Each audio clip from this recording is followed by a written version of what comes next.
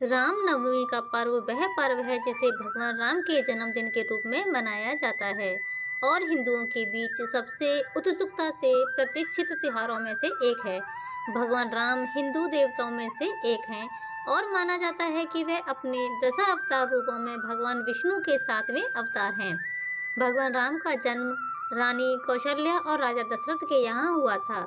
इस जन्मदिन को रामनवमी के रूप में मनाया जाता है और इस अवसर पर बहुत सारे समारोह होते हैं। रामनवमी हिंदू कैलेंडर के चैत्र महीने में आती है। भगवान राम की जयंती को दुनिया भर के हिंदुओं द्वारा बड़े हर्षोल्लास से मनाया जाता है। आइए दोस्तों, अब सुनते हैं रामनवमी की जो पौराणिक कथा है वह। भगवान श्री राम, माता सीता, भगवान लक्ष्मण वनवास जा रहे थे। उस वक्त प्रभु श्री राम विश्राम करने के लिए थोड़ी देर रुके। जहाँ भगवान विश्राम कर रहे थे वहीं पास में एक बुढ़िया रहती थी। भगवान श्री राम, लक्ष्मण और माता सीता उस बुढ़िया के घर गए। उस वक्त बुढ़िया सूत काट रही थी। बुढ़िया ने श्री राम, लक्ष्मण और माता सीता का आदर पूर्वक स्वागत किया और उन्हें स्नान ध्यान करवाकर भोजन करने को कहा।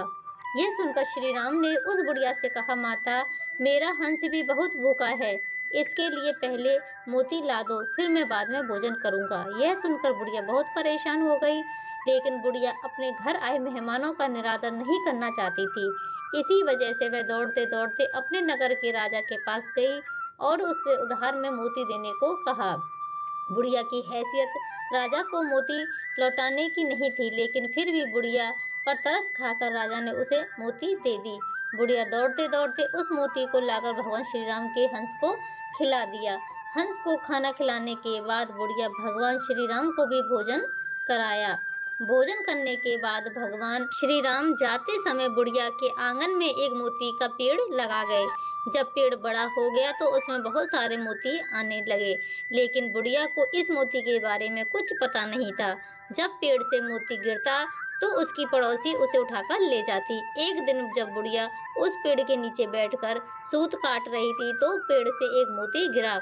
बुढ़िया ने मोती के गिरते ही उसे उठा लिया, उसे राजा के पास ले गई। बुढ़िया के पास इतने सारे मोती देखकर राजा को बड़ी हैरानी हुई।